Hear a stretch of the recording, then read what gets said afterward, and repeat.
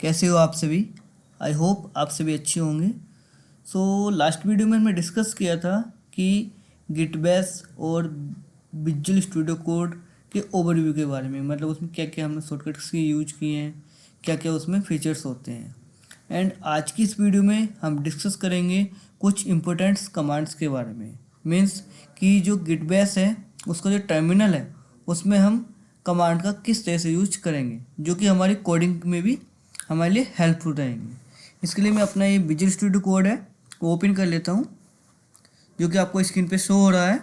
Okay, और अब मैं अपना टर्मिनल ओपन करता हूँ। टर्मिनल के लिए मैंने आपको शॉर्टकट की बताई थी, Ctrl+J। ठीक है, मैंने अपना टर्मिनल ओपन कर लिया है। एंड आपको यहाँ पे बताना चाहूँगा कि यहाँ पे आप देख सकते हो कि हमारा जो टर्मिनल है वो गिट बैश यहाँ पे शो हो रहा है। ओके, फर्स्ट ऑफ ऑल हमें ये जानना है कि जो हमें कमांड है, हम पहले यूज करते हैं pwd कमांड का। pwd मैंने प्रेस किया, एंटर किया। वैसे लास्ट वीडियो में मैंने बताया था, इसमें भी बता देता हूँ आपको कि pwd कमांड का यूज जो होता है किसी भी डायरेक्टरी की लोकेशन फाइंड आउट करने के लिए होता है। अभी हमारी जो यहाँ पे लोकेशन है, डायरेक्टरी मतलब फोल्डर, अभी हम यहाँ पे सी के अंदर, यूजर्स के अंदर, डेल फोल्डर के अंदर है। ओके, और pw का मतलब होता है प्रिंट वर्किंग डायरेक्टरी।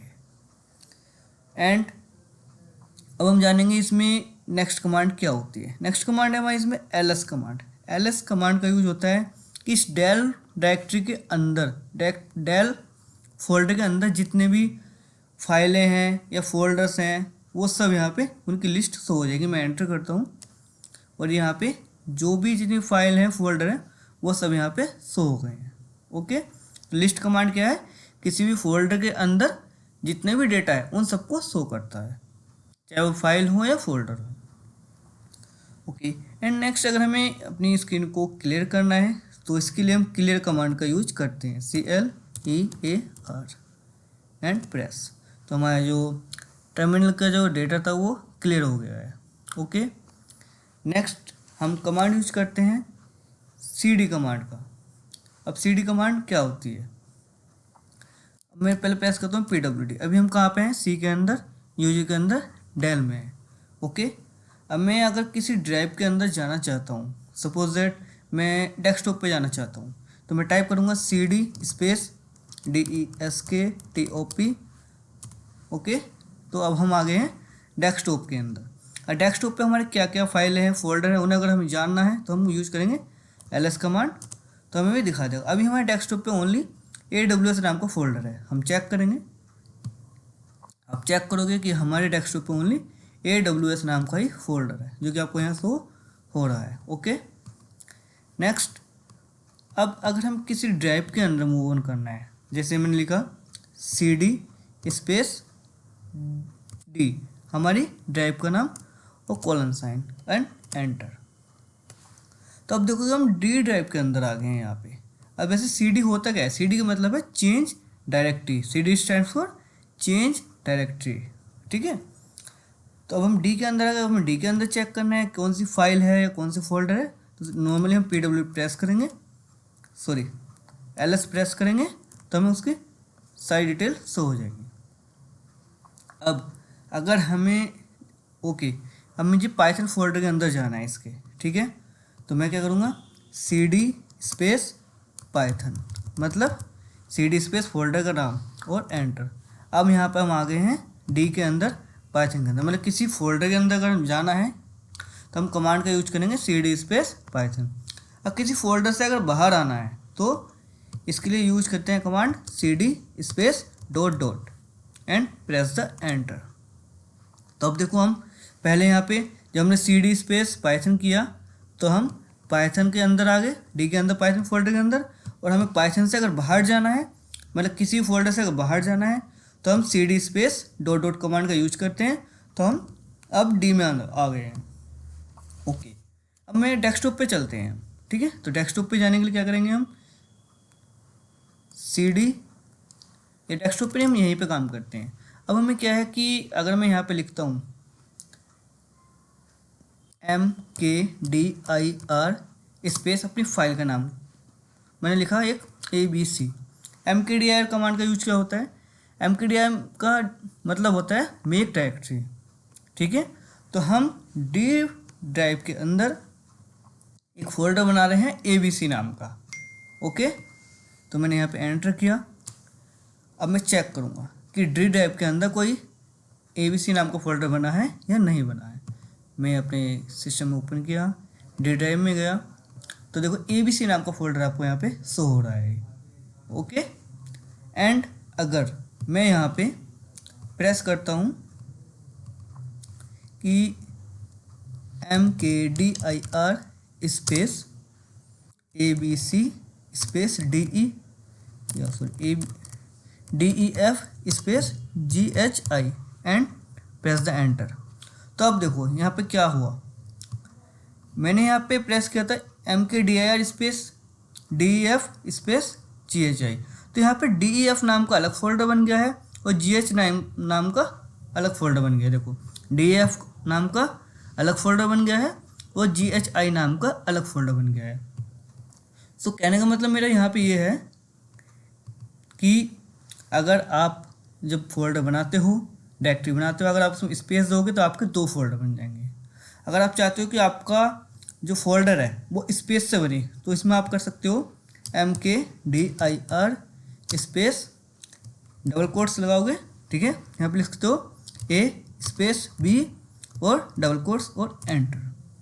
आप चेक करेंगे तो आपको एक A स्पेस B के नाम से फोल्डर बन जाएगा। देखो A स्पेस B से हमारा फोल्डर यहाँ पे बन चुका है, ओके। नेक्स्ट हम यहीं पे आते हैं, अपने नेक्स्ट कमांड का यूज करते हैं हम। हमें अगर कोई फाइल बनानी है, अभी तक तो हम डायरेक्टरी बनाए थे, मतलब फोल्डर बना रहे थे, अब हमें कोई एक फाइल क्रिएट करनी है, तो उसके लिए किस कमांड का यूज हम करेंगे। उसके लिए हम लिखेंगे TOUCH टच स्पेस, यहाँ पे कमांड का यूज। अब हमें अगर पाइथन की फाइल बनानी है तो उसके लिए हम यहाँ पे लिखते हैं हेलो डॉट, कि पाइथन का एक्सटेंशन क्या होता है py एंड एंटर। तो यहाँ पर हमारी डी ड्राइव के अंदर hello डॉट py नाम की फाइल बन गई हुई। इसे हम चेक करेंगे तो देखिए यहाँ पे हमारी hello डॉट py नाम की फाइल शो हो रही है हमें अपने डी ड्राइव के अंदर, ओके। एंड अब अगर हमें किसी फोल्डर को रिमूव करना है या किसी फाइल को रिमूव करना है तो हम कैसे करेंगे। तो पहले हम किसी अगर फाइल को रिमूव करते हैं तो उसके लिए हम कमांड लिखेंगे RM रिमूव स्पेस अपनी फाइल का नाम क्या है hello dot py, okay and enter. अब हम चेक करेंगे यहाँ पे, तो देखो यहाँ से जो हमने hello डॉट py नाम की फाइल बनाई थी ये वाली, वो अब यहाँ पे रिमूव हो चुकी है, ओके। एंड अगर अब हमें कोई फोल्डर डिलीट करना है तो हम लिखेंगे RM space dash RF space अपने फोल्डर का नाम, हमने लिखा ABC and enter, okay. Now check, अब हमारे यहाँ पे ABC नाम का कोई भी फोल्डर नहीं रहेगा, वो रिमूव हो गया। अगर हमें DEF नाम का रिमूव करना है तो हम लिखेंगे RM space dash RF space folder का नाम DEF, ओके। एंड देखो मैं यहाँ पे थोड़ा सा साइड कर देता हूँ, आपको दिख जाएगा, और मैं यहाँ पे इसे एंटर कर देता हूँ। तो देखो हमारा यहाँ से DEF नाम का फोल्डर रिमूव हो चुका है, ओके। एंड इसमें हमने अभी जो ये कैसे फोल्डर को डिलीट करते हैं, कैसे फाइल को डिलीट करते हैं ये जाना। अब जो हमने ये फाइल बनाई हुई है, कौन सी, सॉरी, हम क्या करेंगे यहाँ पे दोबारा एक फाइल बना लेते हैं, ठीक है। तो फाइल कैसे बनाते हैं, लिखेंगे touch space kk dot py नाम से हमने फाइल बनाई पाइथन की, ओके, यहाँ पे शो हो गई। अब अगर इससे हमें फाइल को ओपन करना है अपने विजुअल स्टूडियो कोड में, तो इसके लिए हम क्या करेंगे CODE कोड कमांड का यूज करेंगे स्पेस अपनी फाइल का नाम kk डॉट py, तो ये फाइल हमारे विजुअल स्टूडियो कोड में ऑटोमेटिकली ओपन हो जाएगी। नाउ वेट, देखिए आपकी जो फाइल है यहाँ खुल के आ गई है kk डॉट py नाम की, ओके। एंड अब अगर हम इसमें कोई प्रोग्राम लिखते हैं, हमने लिखा print एंड डबल कोट्स के अंदर लिखा हेलो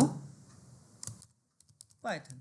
ओके, इसे हमने कंट्रोल से सेव कर दिया। अब हमें अगर इस प्रोग्राम को रन करना है तो हम कैसे रन करेंगे, इसके लिए अगर एक चीज़ आपको बताना चाहूँगा, अगर आप विंडोज़ यूज़र हैं तो आप यूज़ करोगे पाइथन का, अगर आप लाइनक्स या मैक यूज़र हैं तो आप यूज करते हो पाइथन 3 का। ओके, तो मैं यहाँ पे विंडोज़ यूज़र हूँ, तो यहाँ पे हम टाइप करेंगे पाइथन स्पेस अपनी फाइल का नाम क्या है, kk.py। Okay, now enter. तो देखो हम हेलो पाइथन हमें आउटपुट मिल गया है, जो कि हमारा यहाँ पे शो हो रहा है आपको। सो गाइज, इसमें ये हमारी कुछ इंपॉर्टेंट कमांड्स थी जिसके बारे में हमने डिस्कस किया है।